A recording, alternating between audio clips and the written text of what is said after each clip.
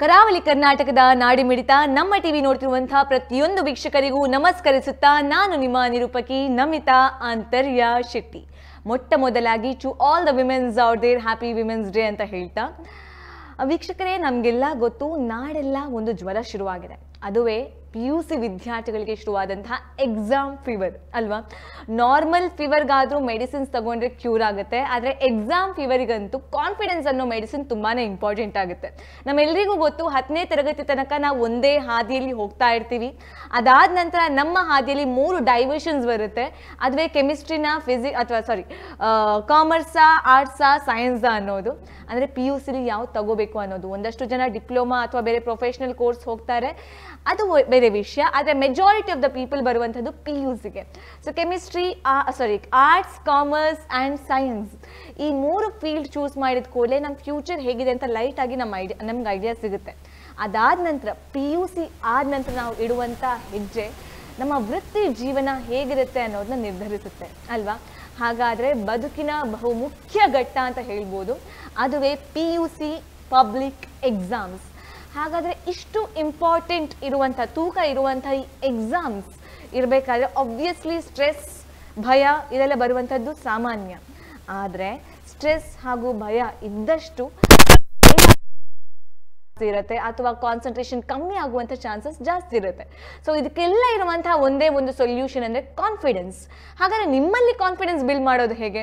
ಅದಕ್ಕಾಗಿ ಮಾರ್ಗದರ್ಶಿ ಪ್ರೋಗ್ರಾಮ್ ತಯಾರಾಗಿದೆ. ನಮ್ಮ ಜೊತೆಗೆ ಇವತ್ತು ನಿಮಗೋಸ್ಕರ ನಿಮ್ಮನ್ನು ಗೈಡ್ ಮಾಡೋಕ್ಕೆ ನಮ್ಮ ಜೊತೆ ಇದ್ದಾರೆ mister Arjuna, senior faculty, chemistry faculty from expert college ಬಲಚಿ.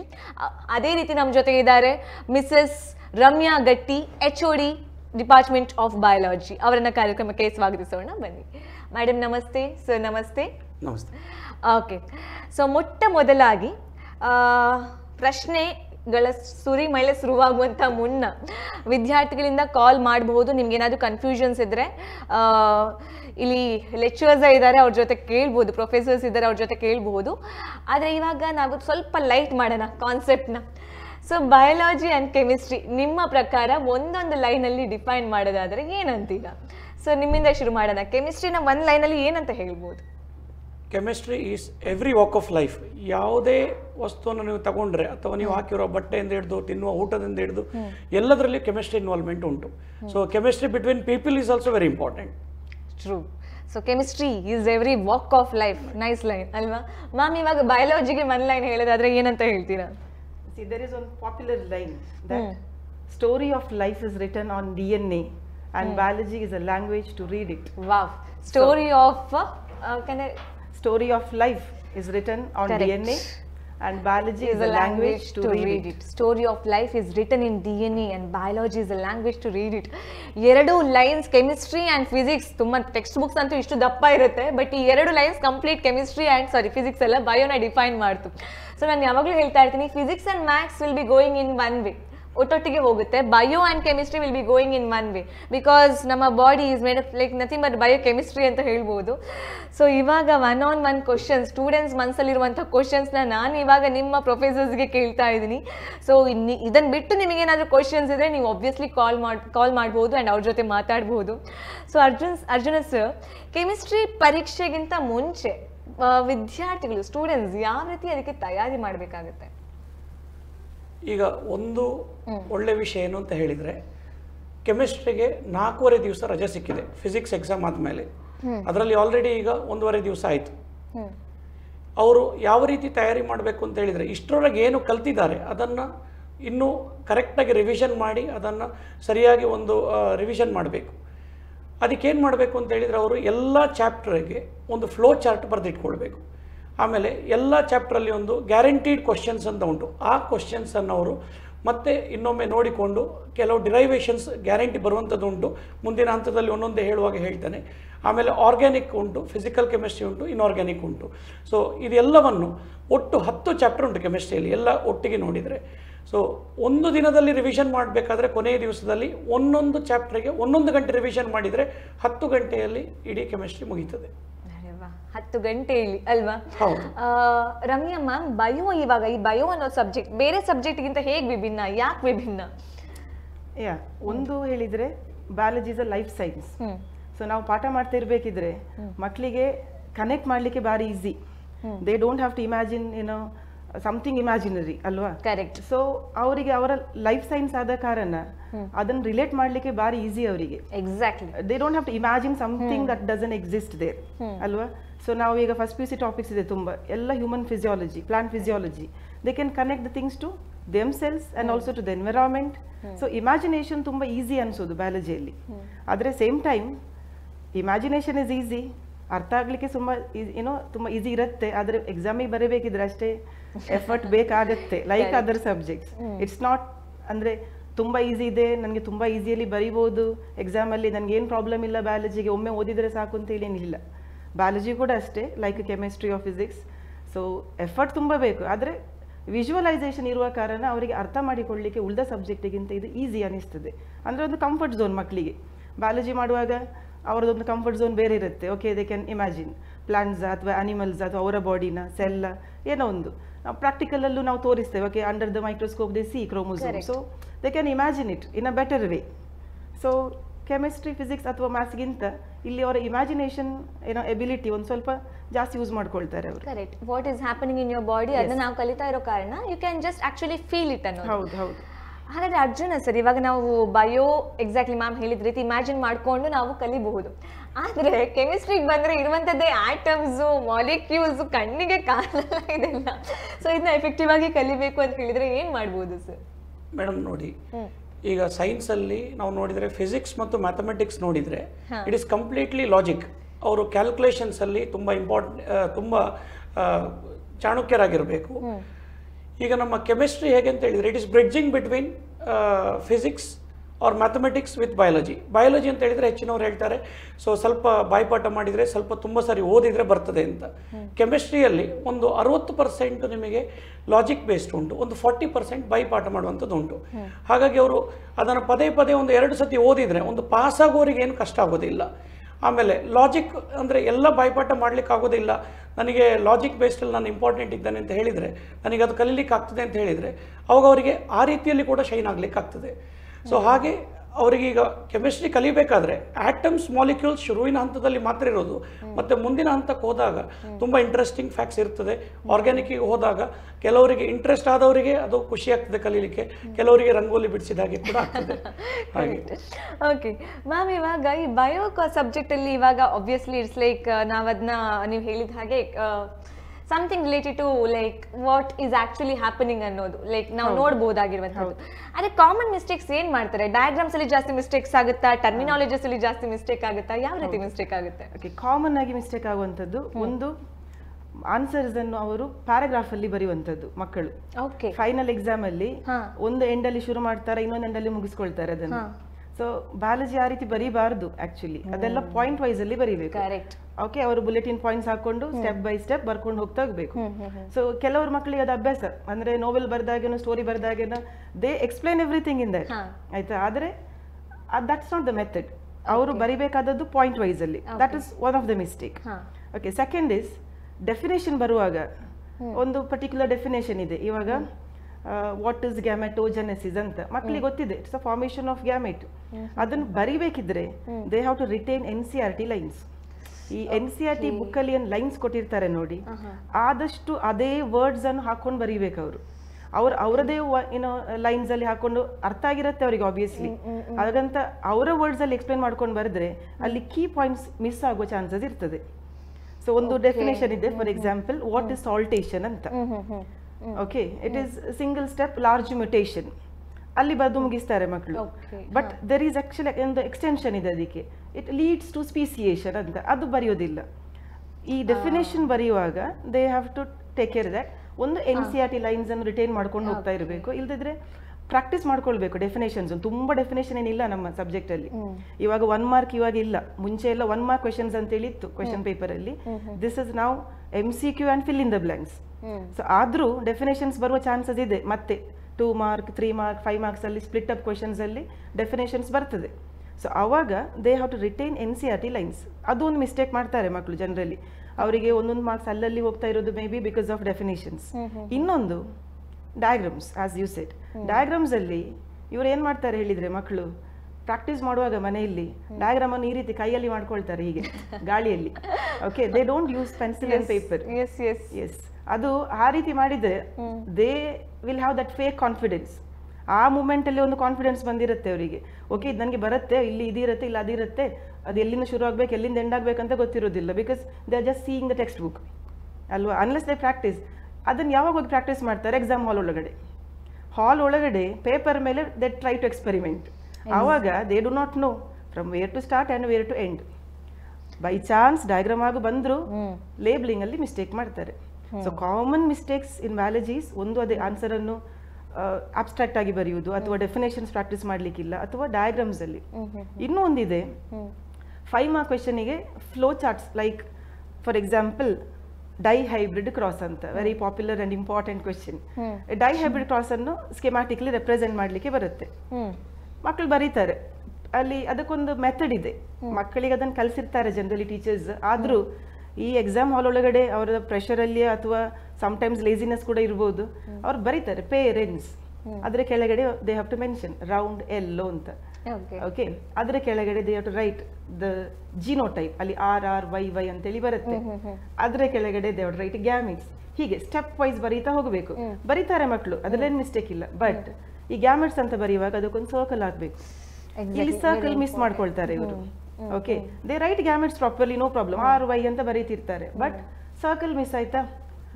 ಮಕ್ಕಳಿಗೆ ಹೇಳಿದ್ರೆ ಅದನ್ನು, ಕೆಲವು ಮಕ್ಕಳದು ಆನ್ಸರ್ಸ್ ಇರುತ್ತೆ, it is understood. Okay, what they think is, okay, it is understood. I have written gametes right, it is understood. No, it is not understood by anybody. Exam ಅನ್ನು evaluate ಮಾಡೋ ಪರ್ಸನ್ನಿಗೆ ಅವರು biology ಅಲ್ದಿದ್ರು ಅವ್ರಿಗೆ evaluate ಮಾಡಲಿಕ್ಕೆ ಬರಬೇಕು, ಅಷ್ಟು flow ಅಲ್ಲಿ ಬರೀಬೇಕು ಮಕ್ಕಳು. ಓಕೆ, ಸೊ ಇಂಥದ್ದೆಲ್ಲ ಮಿಸ್ಟೇಕ್ಸ್ ಅವ್ರಿಗೆ ಗೊತ್ತಿರೋದಿಲ್ಲ. ಅವ್ರು ಅನ್ಕೊಂಡಿರ್ತಾರೆ ನಾನು ಫುಲ್ಲಿ ಬರ್ದಿದ್ದೇನೆ, 5 out of 5 I get, but when the results come they know it is not 70 out of 70, ಅಲ್ಲಿ ಎಲ್ಲ 68 or 69 ಬಂದಿರುತ್ತೆ. ಅಂತ ಮಕ್ಕಳು ಇಂಥ ಚಿಕ್ಕ ಚಿಕ್ಕ ಪಾಯಿಂಟ್ಸ್ ಅಲ್ಲೇ ಮಿಸ್ ಆಗೋದು. Okay, so these are the common mistakes. ನೀವು ಹೇಳಿದ ರೀತಿನೇ ಎಲ್ಲಿ ನಾವು ಎಕ್ಸಿಕ್ಯೂಟ್ ಮಾಡಬೇಕು ಅಲ್ಲಿ ಎಕ್ಸ್ಪೆರಿಮೆಂಟ್ ಮಾಡ್ಲಿಕ್ಕೆ ಹೊರಡಬಾರ್ದು ಅನ್ನೋದು. ಎಕ್ಸಿಕ್ಯೂಟ್ ಮಾಡಬೇಕಾಗಿರೋದು ಎಕ್ಸಾಮ್ ಅಲ್ಲಿ, ಅಲ್ಲೇ ನಾವು ಎಕ್ಸ್ಪೆರಿಮೆಂಟ್ ಐ ಮೀನ್ ಪ್ರಾಕ್ಟೀಸ್ ಮಾಡ್ಲಿಕ್ಕೆ ಹೊರಟ್ರೆ ಕಷ್ಟ ಅನ್ನೋದು. ಆದ್ರೆ ಒಂದು ಕ್ವಶನ್ ಕೇಳಬೇಕಿತ್ತು ಮ್ಯಾಮ್, ಇವಾಗ ನೀವು ಅಂದ್ರಿ NCERT ಟರ್ಮಿನಾಲಜೀಸ್ ನ ಯೂಸ್ ಮಾಡಬಹುದು, ಅದನ್ನೇ ಯೂಸ್ ಮಾಡಬೇಕು ಅನ್ನೋದು. ಇದು ಯಾಕೆ ಅಂತ ಡಿಫೈನ್ ಮಾಡ್ಬೋದಾ? ಸ್ಕೀಮ್ ಏನಾದ್ರೂ ಇರುತ್ತಾ? ಆದ ಕಾರಣ ನೀವು NCERT ಟರ್ಮಿನಾಲಜಿ ಯೂಸ್ ಮಾಡಬೇಕು? ಕೆಲವು ಕಾನ್ಸೆಪ್ಟ್ ಗೆ ಟರ್ಮಿನಾಲಜಿ ಅದೇ ಯೂಸ್ ಮಾಡ್ಬೇಕು, ಅದನ್ನ ಬಿಟ್ಟು ಬೇರೆ ಆದದ್ದು ಮೀನಿಂಗ್ ಬೇರೆ ಇರುತ್ತೆ. ಅಲ್ಲ, ಅದೇ ಮೀನಿಂಗ್ ಕೊಡುವಂತ ಹೌದು, ನಿಯರೆಸ್ಟ್ ವರ್ಡ್ಸ್ ಇದೆ. ಇವಾಗೊಂದು ಗ್ಲೈಕೋಜೆನೆಸಿಸ್ ಅಂತ ಒಂದು ವರ್ಡ್ ಇದೆ. ಓಕೆ, ಗ್ಲೈಕೋಜೆನೆಸಿಸ್ ಈ ಮಕ್ಕಳಿಗೆ ನಾವು ಕಲಿಸ್ತೇವೆ, ಅದನ್ನು ಒಂದು ವರ್ಡ್ ಅನ್ನು ಡಿವೈಡ್ ಮಾಡಿ ರೀಡ್ ಮಾಡಿ ಅಂತ, ಅದನ್ನು ಸ್ಪ್ಲಿಟ್ ಮಾಡಿ. Glyco is sugar, glucose, genesis synthesis. Okay, so ಇಲ್ಲಿ ಗ್ಲೈಕೋಜೆನೆಸಿಸ್ ಹೇಳಿದ್ರೆ ಗ್ಲೈಕೋಜನ್ ಸಿಂಥಸಿಸ್ ಅಂತ ಬರುತ್ತೆ, ಸಿಂಥಸಿಸ್ ಆಫ್ ಗ್ಲೈಕೋಜನ್. ಓಕೆ, ಹಾಗೆ ಗ್ಲೈಕೋಜೆನೆಸಿಸ್ ಈ ಸಿಂಥಸಿಸ್ ಆಫ್ ಗ್ಲೈಕೋಜನ್. ಅದೇ ರೀತಿ there is one more word, ಗ್ಲೈಕೋಜೆನೋಲೈಸಿಸ್, ಅದು ಬ್ರೇಕ್ ಡೌನ್ ಆಫ್ ಗ್ಲೈಕೋಜನ್. ಹಾಗೆ ಸೊ ಇಲ್ಲಿ ಇವರು ಗ್ಲೈಕೋಜೆನೋಲೈಸಿಸ್ ನ ಬದಲು ಗ್ಲೈಕೋಜೆನೆಸಿಸ್ ಬರೆದ್ರೆ ಅದರದ್ದು ಮೀನಿಂಗ್ ಫುಲ್ಲಿ ಚೇಂಜ್ ಆಯ್ತು. ಅಲ್ಲ, ನಾನು ಟರ್ಮಿನಾಲಜೀಸ್ ಬಗ್ಗೆ ಹೇಳ್ತಿಲ್ಲ, ಬಟ್ ಸೆಂಟೆನ್ಸ್ ನಾವು ಬೇರೆ ಮಾಡಬಹುದಲ್ಲ? ಅಂದ್ರೆ NCERT ಅಲ್ಲಿ ಇದ್ದಂತದೇ sentence, for example is, was, something like that, grammatical sentence. Definitely ಗ್ರಾಮರಿಗೆ ಅಲ್ಲಿ there is no importance, not the grammar. Keywords ನಾನು ಹೇಳ್ತಾ ಇರೋದು, ಕೀವರ್ಡ್ಸ್ ಬೇಕಲ್ಲ. ಈಸ್, ವಾಸ್ ಅಂತದೆಲ್ಲ it's not an issue. Because ನಾವು ಓದಬೇಕಾದ್ರೆ ಅದನ್ನ ಬೈ ಹಾರ್ಟ್ ಮಾಡಿರಲ್ಲ, ನಾವು ಅರ್ಥ ಮಾಡ್ಕೊಂಡು ಓದಿರ್ತೀವಿ. Glycogenesis I will read glycogenesis only, but ನಾನು ಸೆಂಟೆನ್ಸ್ ಬೇರೆ ಮಾಡಬಹುದಲ್ವಾ ಅನ್ನೋದು. ಡೆಫಿನೆಟ್ಲಿ ಮಾಡಬಹುದು, ಆದ್ರೆ ಕೀವರ್ಡ್ಸ್ ಅನ್ನು ರಿಟೈನ್ ಮಾಡಬೇಕು. They don't have freedom to change the keywords because it is formed by biology. We don't have any rights. Okay sir, ಕೆಮಿಸ್ಟ್ರಿಯಲ್ಲಿ ಬಂದ್ರೆ ಕೆಮಿಸ್ಟ್ರಿಯಲ್ಲಿ ಏನು ಕಾಮನ್ ಮಿಸ್ಟೇಕ್ಸ್ ಮಾಡ್ತಾರೆ ಹಾಗಾದ್ರೆ?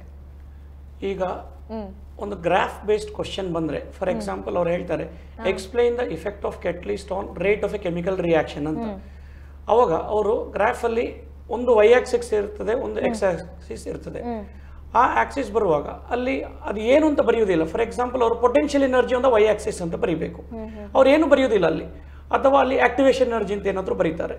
x ಆಕ್ಸಿಸ್ ಅಲ್ಲಿ progress of the reaction or reaction coordinate or time ಅಂತ ಬರೀಬೇಕು ಅವರು.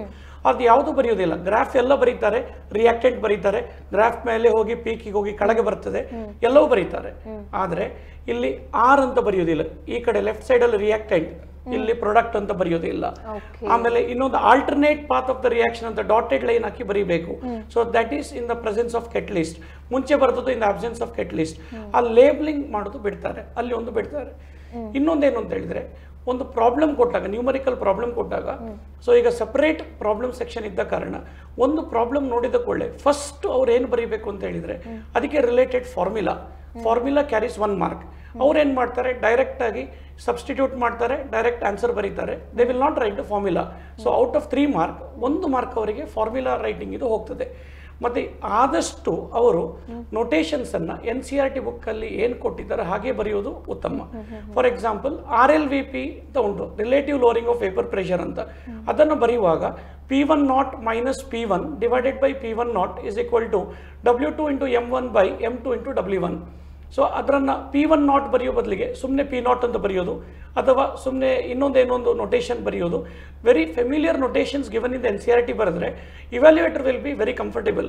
ಸೊ ಮಾರ್ಕು ಸರಿಯಾಗಿ ಸಿಕ್ಕುವಂಥ ಸಾಧ್ಯತೆ ಜಾಸ್ತಿ ಇರ್ತದೆ. ಇನ್ನೊಂದು ಕಾಮನ್ ಮಿಸ್ಟೇಕ್ ಏನು ಮಾಡ್ತಾರೆ ಅಂತ ಹೇಳಿದರೆ, ಅವರು ಆರ್ಗ್ಯಾನಿಕ್ ರಿಯಾಕ್ಷನ್ಸ್ ಬರೆಯುವಾಗ ಫಾರ್ ಎಕ್ಸಾಂಪಲ್ ಒಂದು ಕ್ವಶನ್ ಕೊಡ್ತಾರೆ, explain Finkelstein reaction with an example ಅಂತ. ಅವಾಗ ಅವ್ರು ಏನು ಮಾಡ್ತಾರೆ, ಜನರಲ್ ಈಕ್ವೇಷನ್ ಬರೀತಾರೆ. ಸೊ ಅದಕ್ಕೆ ಮಾರ್ಕ್ಸ್ ಸಿಗೋದಿಲ್ಲ.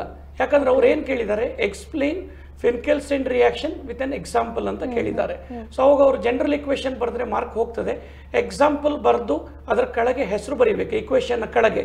ಸೊ ಆ ರೀತಿ ಬರೆದ್ರೆ ನಾವೇನು ಹೇಳ್ತೇವೆ ಅಂತ ಹೇಳಿದ್ರೆ ಸೆಲ್ಫ್ ಎಕ್ಸ್ಪ್ಲನೇಟರಿ ಈಕ್ವೇಷನ್ ಅಂತ ಹೇಳ್ತೇವೆ. ಹಾಗೆ ಬರೆದ್ರೆ 2 ಮಾರ್ಕಿನ ಪ್ರಶ್ನೆ ಆದರೆ ಈಕ್ವೇಷನ್ ಬರ್ದೋದಕ್ಕೆ ಅದರ ಕೆಳಗೆ ಅವರು ಹೆಸರು ಬರ್ದೋದಕ್ಕೆ ಫುಲ್ ಮಾರ್ಕ್ ಸಿಗ್ತದೆ. ಸೊ ಇಲ್ದಿದ್ರೆ ಅವ್ರು ಏನು ಮಾಡಬೇಕು, ಈಕ್ವೇಷನ್ ಬರೆದು ಸ್ಟೇಟ್ಮೆಂಟ್ ಕೂಡ ಬರೀಬೇಕು.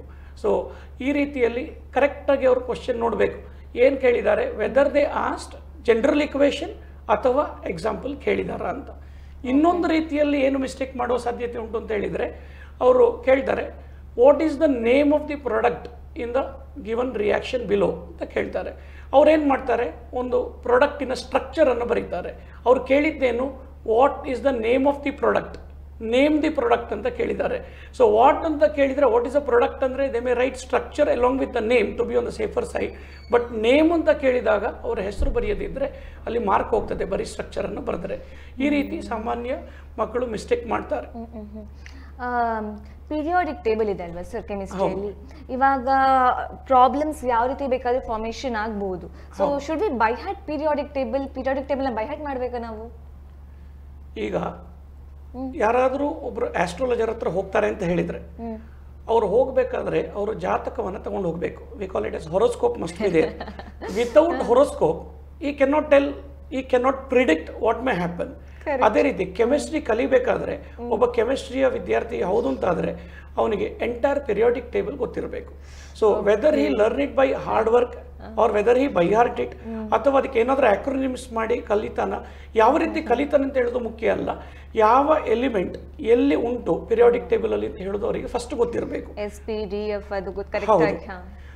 ಅಲ್ಲ, ಬ್ಲಾಕ್ ಮಾತ್ರ ಗೊತ್ತಿದ್ರೆ ಸಾಲದು. ಈಗ ಫಾರ್ ಎಕ್ಸಾಂಪಲ್ ನಾನು ನೈಟ್ರೋಜನ್ ಅಂತ ಹೇಳಿದ ಕೂಡಲೇ ಪೀರಿಯಾಡಿಕ್ ಟೇಬಲ್ ಅಲ್ಲಿ 15ನೇ ಗ್ರೂಪ್ ಅಲ್ಲಿ ಉಂಟು, ಅದು ಫಸ್ಟ್ ಎಲಿಮೆಂಟ್ ಅಂತ ಆಗಬೇಕು. ಏನಾದರೂ ಈಗ ನಾನು ಸೋಡಿಯಂ ಅಂತ ಹೇಳಿದ್ರೆ ಅವರಿಗೆ ಗೊತ್ತಾಗಬೇಕು ಅದು ಗ್ರೂಪ್ ನಂಬರ್ 1 ಅಲ್ಲಿ ಉಂಟು, ಅಲ್ಲಿ ಮೇಲಿಂದ ನೋಡಿದ್ರೆ ಅದು 3ನೇ ಎಲಿಮೆಂಟ್ ಆಗಿರ್ತದೆ. ಸೊ ಅದರ ವೇಲೆನ್ಸ್ ಎಲೆಕ್ಟ್ರಾನ್ಸ್ 1 ಇರ್ತದೆ ಅಂತ ಗೊತ್ತಿರಬೇಕು. First knowing the periodic table is an essential. ಈಗ ಸೆಕೆಂಡ್ PUC ಅಲ್ಲಿ ಡಿ ಬ್ಲಾಕ್ ಎಲಿಮೆಂಟ್ ಅಂತ ಉಂಟು, ಅಲ್ಲಿ 4 ರೋಸ್ ಉಂಟು, ಆಮೇಲೆ ಎಫ್ ಬ್ಲಾಕ್ ಅಲ್ಲಿ 2 ರೋ ಉಂಟು. ಎಲಿಮೆಂಟೇ ಏನು ಅಂತ ಗೊತ್ತಿಲ್ಲದಿದ್ರೆ ಅವರು ಅದರ ಪ್ರಾಪರ್ಟೀಸ್ ಅನ್ನ ಕಲೀಲಿಕ್ಕೆ ಆಗೋದಿಲ್ಲ. So first important thing is they have to know the entire periodic table. So ಕಣ್ಣು ಮುಚ್ಚಿದ್ರೆ ಇಡೀ ಪೀರಿಯಾಡಿಕ್ ಟೇಬಲ್ ಕಣ್ಣು ಮುಂದೆ ಬರಬೇಕು. Okay fine. ಇವಾಗ ಇದು ಟಾಪರ್ ದೃಷ್ಟಿಯಿಂದ I need to learn full periodic table. Okay, but ಇವಾಗ ನಾನು ಎವರೇಜ್ ಸ್ಟೂಡೆಂಟ್ ಅಪ್ಪ, ನನಗೆ ಫುಲ್ ಪೀರಿಯಾಡಿಕ್ ಟೇಬಲ್ ಆಗದೇ ಇಲ್ಲ ಅಂತ ಡಿಸೈಡ್ ಮಾಡ್ತೀನಿ. ಆವಾಗ ಅಟ್ಲೀಸ್ಟ್ ಪೀರಿಯಾಡಿಕ್ ಟೇಬಲ್ ಅಟ್ಲೀಸ್ಟ್ ಇದೊಂದು ಕಲೀರಿ ಅಂತ ಹೇಳೋದಾದ್ರೆ ಯಾವ್ದನ್ನ ಕಲಿಬಹುದು ಸರ್? ಈಗ ಮೇಡಮ್ ಟಾಪರ್ ಆದರೂ ಅಥವಾ ಅವರು ಅವರೇಜ್ ಸ್ಟೂಡೆಂಟ್ ಆದರೂ ಕೂಡ ಅದನ್ನು ಒಂದು ಫಾರ್ ಎಕ್ಸಾಂಪಲ್ ನಮಗೆ ಡಿ ಬ್ಲಾಕ್ ಎಲಿಮೆಂಟ್ಸ್ ಉಂಟು, ಈಗ 3D ಸೀರೀಸ್ ಅಂತ ಉಂಟು, ಅದರ ಬಗ್ಗೆ ಹೆಚ್ಚಿನ ಪ್ರಶ್ನೆ ಕೇಳ್ತಾರೆ, ಅದರ ಬಗ್ಗೆ ಕೇಳೋದು.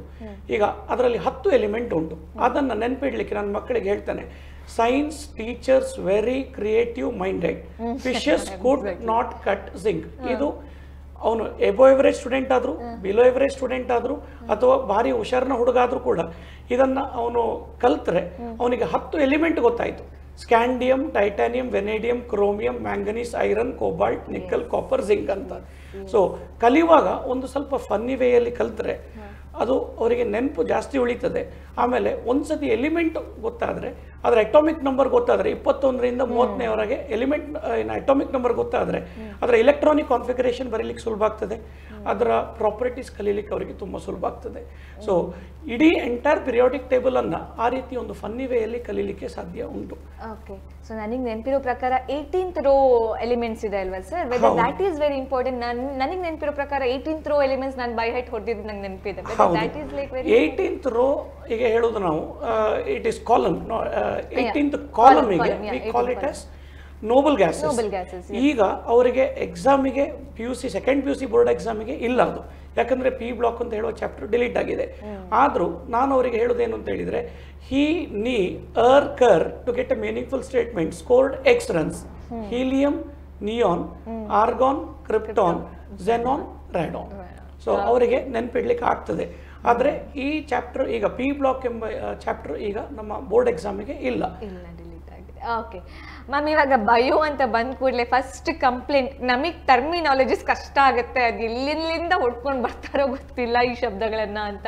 ಎಷ್ಟೋ ಇವಾಗ ನಾನು ಸ್ಟೂಡೆಂಟ್ ಆಗಿರ್ಬೇಕಾದ್ರೆ ನನಗೆ ಟರ್ಮಿನಾಲಜೀಸ್ ಎಷ್ಟು ಕಷ್ಟ ಆಗ್ತಿರ್ಲಿಲ್ಲ, ಬಟ್ ಆಸ್ ಅ ಫ್ರೆಂಡ್ಸ್ ನಾವು ಶಾಪ್ ಹಾಕಿರೋದು ಉಂಟು, ಯಾರಪ್ಪ ಇದನ್ನೆಲ್ಲ ಇನ್ವೆಂಟ್ ಮಾಡಿದ್ರು ಈ ಟರ್ಮಿನಾಲಜೀಸ್ ಅನ್ನೋದು. ಸೊ ಟರ್ಮಿನಾಲಜೀಸ್ ಕಷ್ಟ ಆದರೆ ಇಸ್ ಎನಿ ಟ್ರಿಕ್ ಅಥವಾ ಏನು ಫಾಲೋ ಮಾಡ್ಬೋದು ಟರ್ಮಿನಾಲಜೀಸ್ಗೆ? ಖಂಡಿತ ಟ್ರಿಕ್ಸ್ ತುಂಬಾ ಇದೆ, ಟೀಚರ್ಸ್ ಖಂಡಿತ ಹೇಳಿಕೊಡ್ತಾರೆ. ಫಸ್ಟ್ ಆಫ್ ಆಲ್ ಟ್ರಿಕ್ಕಿನ ಬದಲು ಅದರ ಮೀನಿಂಗ್ ಗೊತ್ತಿದ್ರೆ ದಟ್ ವುಡ್ ಬಿ ಈಸಿ. ಅಂದ್ರೆ ಅದೇ ಬೇಸ್ ಅಲ್ಲಿ ಆ ವರ್ಡೇ ಬೇಸ್ ಅದನ್ನು ಬೇರೆ ಕಡೆ ತುಂಬಾ ಯೂಸ್ ಆಗುತ್ತೆ, ಅಂದ್ರೆ ಬೇರೆ ಚಾಪ್ಟರ್ಸ್ಗೂ ಕನೆಕ್ಟ್ ಮಾಡ್ಲಿಕ್ಕೆ ಆಗುತ್ತೆ. ಅಂದ್ರೆ ಅದರ ಮೀನಿಂಗ್ ಗೊತ್ತಿದ್ರೆ ಯು ಕ್ಯಾನ್ ಕನೆಕ್ಟ್ ಎನಿವೇರ್ ಅಂತ. ಫಾರ್ ಎಕ್ಸಾಂಪಲ್ ಎಪಿ ಅಂತೇಳಿ ಒಂದು ವರ್ಡ್, ಎಪಿಡಿಡೈಮಿಸ್ ಅಂತೇಳಿ ಒಂದು ವರ್ಡ್ ಬಂತು, ಎಪಿಗೈನಸ್ ಅಂತೇಳಿ ಬಂತು. So if they know epi is nothing but above. Okay, epi means above, epididymis ಅಂದ್ರೆ ಅದೊಂದು part of the male reproductive system. Okay, ಅದು ಅಬೌವ್ ಇದೆ ಅಂತ. ಅಥವಾ ಎಪಿಗೈನಸ್ ಫ್ಲವರ್ಸ್ ಅಂದ್ರೆ ಅಬೌವ್ ದಿ ಫ್ಲವರ್ ಅಥವಾ ಥಲಾಮಸ್ ಅಂತೇಳಿ.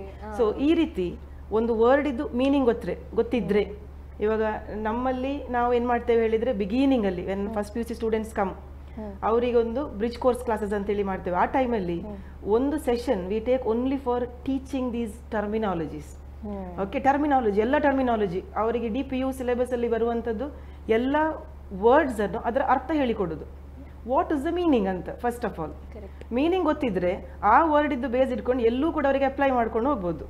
ಸ್ಟ್ರಾಟಾ, ಸ್ಟ್ರಾಟಿಫೈಡ್ ಅಂತೇಳಿ ಬರುತ್ತೆ, ಡಿಫ್ರೆಂಟ್ ಲೇಯರ್ಸ್ ಆಫ್ ಸ್ಟ್ರಾಟಾ. ಈಗ ಸ್ಟ್ರಾಟಾ ಮೀನ್ಸ್ ಲೇಯರ್ ಅಂತ ಅರ್ಥ. ಸೊ ಈ ಸ್ಟ್ರಾಟಾ ಅಂತ ಎಲ್ಲೂ ಬಂತು ನೋಡಿ, ಅಲ್ಲಿ ಎಲ್ಲ ಅದರ ಅರ್ಥ okay it is connected to layers. So ಅವರಿಗೆ ಅದನ್ನು ಈಸಿಲಿ ನೆನಪಿಡಬಹುದು. ಒಂದು ವರ್ಡ್ ಇದೆ ಲೈಕ್ ರೆಟಿಕ್ಯುಲೇಟ್ ಅಥವಾ ರೆಟಿಕ್ಯುಲಾರ್ ಅಂದ್ರೆ network, like it's like network, endoplasmic reticulum, network of tubes, ಈ ರೀತಿ. ಸೊ ಎಲ್ಲೆಲ್ಲ ರೆಟಿಕ್ಯುಲೇಟ್ ಅಂತ ಹೇಳಿ ವರ್ಡ್ ಬಂದ್ರೆ that is related to network ಅಂತೇಳಿ ಅವರ ತಲೆಗೆ ಫ್ಲಾಶ್ ಆಗುತ್ತೆ ಆಗ. ಸೊ ಹೀಗೆ ಟರ್ಮಿನಾಲಜೀಸ್ ಚಾಪ್ಟರ್ ಬೈ ಚಾಪ್ಟರ್ ಜಾಸ್ತಿ ಆಗ್ತಾನೆ ಹೋಗುತ್ತೆ ಮಕ್ಕಳಿಗೆ. ಕೆಲವು ಟರ್ಮಿನಾಲಜೀಸ್ ಅವರು ಕಲ್ತೇ ಇಲ್ಲ 10ನೇ ಕ್ಲಾಸ್ ವರೆಗೆ. ಅಂತ terminology for the first time they come to know in first PUC ಅಥವಾ ಸೆಕೆಂಡ್ PUC ಎಂಡ್ ಅಲ್ಲಿ ಗೊತ್ತಾಗುತ್ತೆ ಅವರಿಗೆ, ಓಕೆ ಇಂಥ ಟರ್ಮಿನಾಲಜಿ ಎಲ್ಲ ಎಕ್ಸಿಸ್ಟ್ ಆಗುತ್ತೆ ಅಂತ. ಸೊ ನಾವು ಆ ಚಾಪ್ಟರ್ಗೆ ತಕ್ಕ ಟರ್ಮಿನಾಲಜಿಗೆ ಒಂದು ಅದರ ಮೀನಿಂಗ್ ಹೇಳಿಕೊಡೋದೇ ಅದರ root solution. Okay, root solution ಹೇಳಿದ್ರೆ ಓಕೆ ಮೀನಿಂಗ್ ಗೊತ್ತಿದ್ರೆ ಅದನ್ನ ಅಪ್ಲೈ ಮಾಡ್ಕೊಂಡು ಹೋಗ್ತೇನೆ ಅಂತೇಳಿ. ಮತ್ತೆ ನ್ಯೂಮಾನಿಕ್ಸ್ ಅಂತೇಳಿ ಯೂಸ್ ಮಾಡ್ತೇವೆ ನಾವು, ಬಟ್ ಅದು ಎಕ್ಸಾಂಪಲ್ ಬೇಸಿಗೆ ಬರುತ್ತೆ. Okay, based on the examples these terminologies and all. ಆ ಎಕ್ಸಾಂಪಲ್ ಅನ್ನು ಕನೆಕ್ಟ್ ಮಾಡಿಕೊಂಡು ಈ ಟರ್ಮಿಗೂ ಕನೆಕ್ಟ್ ಮಾಡಿಕೊಂಡು ಒಂದು ನಾವು ಅದಕ್ಕೆ ನ್ಯೂಮಾನಿಕ್ಸ್ ಅಥವಾ ಶಾರ್ಟ್ ಟ್ರಿಕ್ಸ್ ಏನಾದರೂ ಹೇಳ್ಕೊಡ್ತೇವೆ, ಅಂಥದ್ದು ಇದೆ. ಎಕ್ಸಾಕ್ಟ್ಲಿ. ಹೆಚ್ಚಾಗಿ ನಾನು ಬಯಾಲಜಿಲಿ ನಾನು ಓದ್ತಿರ್ಬೇಕಾದ್ರೆ ಇದನ್ನು ಫಾಲೋ ಮಾಡ್ತಾ ಇದ್ದೆ. For example most of the terms ಅದರ ಮೀನಿಂಗ್ ಗೊತ್ತಿದ್ರೆ ಅದನ್ನ ಡಿಫೈನ್ ಮಾಡಬಹುದು ನಮಗೆ ಆಕ್ಚುಲಿ. ಫಾರ್ ಎಕ್ಸಾಂಪಲ್ ಯುಕ್ಯಾರಿಯೋಟ್ಸ್, ಕ್ಯಾರಿಯ ಅನ್ನೋದು ನ್ಯೂಕ್ಲಿಯಸ್, ಯು ಅನ್ನೋದು ಟ್ರೂ ಅಂತ ಗೊತ್ತಿದ್ರೆ it is true nucleus. Already ಅಲ್ಲೇ ಬಂತು ಡೆಫಿನೇಷನ್, ಅಲ್ಲೇ ಬಂತು. ಅದೇ ಅದನ್ನ ಯಾರು ಬೈ ಹಾರ್ಟ್ ಮಾಡ್ತಾರೆ ನೋಡಿ ಮಕ್ಕಳು, ಅರ್ಥ ಮಾಡಿಕೊಳ್ಳದೆ ಏನೋ ಒಂದು ವರ್ಡ್ ಇದೆ ಬೈ ಹಾರ್ಟ್ ಮಾಡ್ಕೊಂಡು ಹೋಗುದು, ಆದ್ರೆ ಕಷ್ಟ ಆಗುತ್ತೆ ಆಗ. ಯು ಕ್ಯಾರಿಯೋನ್, ಪ್ರೊ ಕ್ಯಾರಿಯೋಟ್ಸ್ ಗೊತ್ತಿದ್ರೆ karyon is nucleus as you said, that is easy. So ಹೆಚ್ಚಾಗಿ ಬೈ ಹ್ಯಾಟ್ ಮಾಡದೆ ಅರ್ಥ ಮಾಡ್ಕೊಂಡು ಓದಿದ್ರೆ ಬಯಾಲಜಿ ಅಷ್ಟು ಇಂಟ್ರೆಸ್ಟಿಂಗ್ ಸಬ್ಜೆಕ್ಟ್ ನೋ. ಸೊ ಇವಾಗ ಸರ್ ಅದಕ್ಕೆ ಕ್ರಾಸ್ ಕ್ವೆಶ್ಚನ್ ಹಾಕೋದೋ ಗೊತ್ತಿಲ್ಲ, because I like biology more compared to all the subjects. ಹೌದಾ ಸರ್? ಇಲ್ಲ, ಕೆಮಿಸ್ಟ್ರಿಯಲ್ಲಿ ಕೂಡ ಹಾಗೆ ಇಂಟ್ರೆಸ್ಟಿಂಗ್ ಉಂಟು ಮೇಡಮ್. ಓಕೆ, ಅದು ಡಿಬೇಟ್ ಆಗುತ್ತೆ. ನೋ, ನನಗೆ ಪರ್ಸನಲಿ ಬಯೋ ಇಷ್ಟ ಕಾರಣ ಹೇಳಿದೆ. ಎಸ್, ಇವಾಗ ಸರ್ ಕೆಮಿಸ್ಟ್ರಿಯಲ್ಲಿ ಇವಾಗ ಫಾರ್ ಎಕ್ಸಾಂಪಲ್ 60% ಸ್ಟೂಡೆಂಟ್ ಒಬ್ರು ಇದ್ದಾರೆ, ನನಗೆ ಇವಾಗ 60% ಇದ್ದೀನಿ ನಾನು, ಐ ಹ್ಯಾವ್ ಟು ಇಂಪ್ರೂವ್ 80% ಬರಬೇಕು ನನಗೆ. What extra efforts I need to put? Madam, board ಎಕ್ಸಾಮಿಗೂ ಕಾಂಪಿಟೇಟಿವ್ ಎಕ್ಸಾಮಿಗೂ ಓದುವ ಒಂದು ಸ್ಟೈಲ್ ಡಿಫ್ರೆನ್ಸ್ ಯಾಕೆ ಅಂತ ಹೇಳಿದ್ರೆ, ನಿಮಗೆ ಕಾಂಪಿಟೇಟಿವ್ ಎಕ್ಸಾಮಲ್ಲಿ ಆನ್ಸರ್ ನಿಮ್ಮ ಕಣ್ಣು ಮುಂದೆ ಉಂಟು, 4 ಆಪ್ಷನಲ್ಲಿ ಯಾವುದು ಆನ್ಸರ್ ಅಂತ ಹುಡುಕಿದ್ರೆ ಆಯಿತು.